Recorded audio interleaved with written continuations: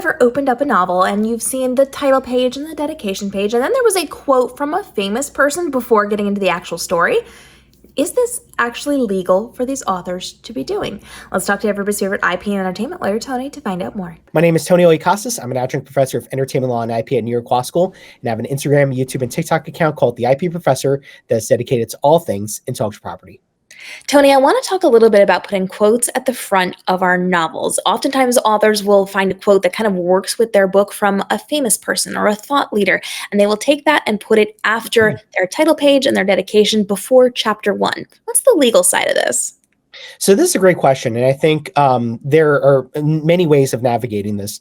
But I would say the first thing is to identify not only before even we get to the legal side of it, make sure that the quote is very accurate. Once upon a time, I used to represent the Albert Einstein estate, and you'd be shocked at how many quotes there are out there that are mischaracterized as being Einstein quotes. So obviously, if you're going to publish a quote, make sure that the person authentically said it. So I'm pretty certain that Walt Disney said, to all who come to this happy place, welcome. He really didn't say real, recognize real. So, just do a little bit of research, make sure that you find the true and authentic quote, the person that quoted that specific line. Now, putting that aside, putting the accuracy side of things aside, when you're using a quote in a book, you have to think to yourself, it's a copyrighted work potentially. One example that's kind of coming to mind here is actually Martin Luther King Jr., Dr. Martin Luther King Jr., who all of his speeches are actually registered in the U.S. Copyright Office. And the Martin Luther King estate is pretty stringent on the use of any quotes from whether it's I've been to the mountaintop to even I have a dream.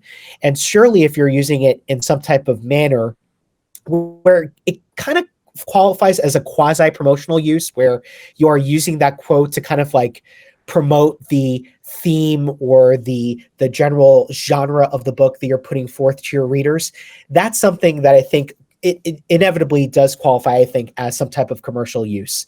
So I think once you identify who the copyright owner is for that specific line, I think then the next step becomes identifying, is this something that is actually registered as a copyrighted work?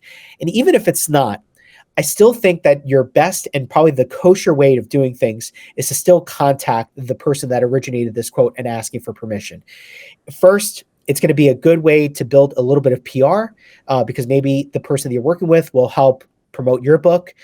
Two, it ensures that you're not going to violate on any existing copyright that does exist out there. And third, and probably most importantly, it's probably going to lead to a much more honest discussion with whoever created that quote. And what I mean by that is you're better off talking to, let's use Martin Luther King Jr. as an example. You're better off talking to the Martin Luther King Jr. estate saying, hey, I really want to use this quote. I'm a low-level author. I'm just trying to get my feet wet in the publishing industry.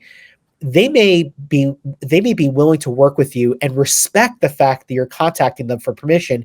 And they may be even willing to waive a license fee versus if like you were some bigwig author that's with HarperCollins or Scholastic or Penguin or any other major publisher out there, they may be more amenable to your needs as an author. So basically, you want to build the rapport with whoever is the true and authentic copyright owner of that specific quote.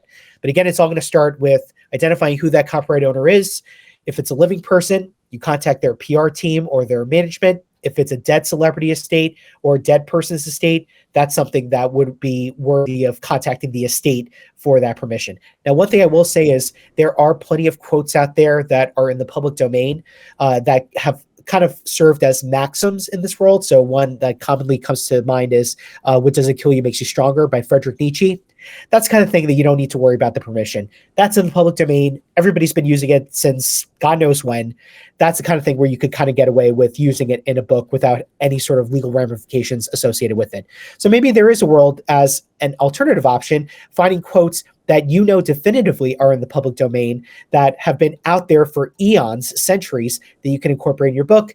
That's going to be very, very low level risk and something that you could put forth in your book. And if you have questions on this, ask your IP lawyer. They're the ones that are going to be able to help guide you on this process. Your publisher may or may not, depending on where they fall on the spectrum and how much legal representation they have. So definitely skip over that and go directly to your lawyer. Make sure they're guiding you on this process to say you're good, or maybe let's have a conversation with the people who could potentially be in charge of this and could maybe not love what you're doing. So let's just go down that path with a lawyer to make sure we are good with this. And if you have questions, if you're not sure, do without it. It is better to do without it than to risk getting in some big trouble. So if you've got questions on this or further things in the legal side of the publishing space, now it's time to drop your questions. Tony's coming back for upcoming episodes. And as always, you can reach out to Tony on his social media. Tony, where can everybody find you? You can find me on Instagram, YouTube, and TikTok at the IP Professor, and you can check out my entertainment law podcast called End Scene.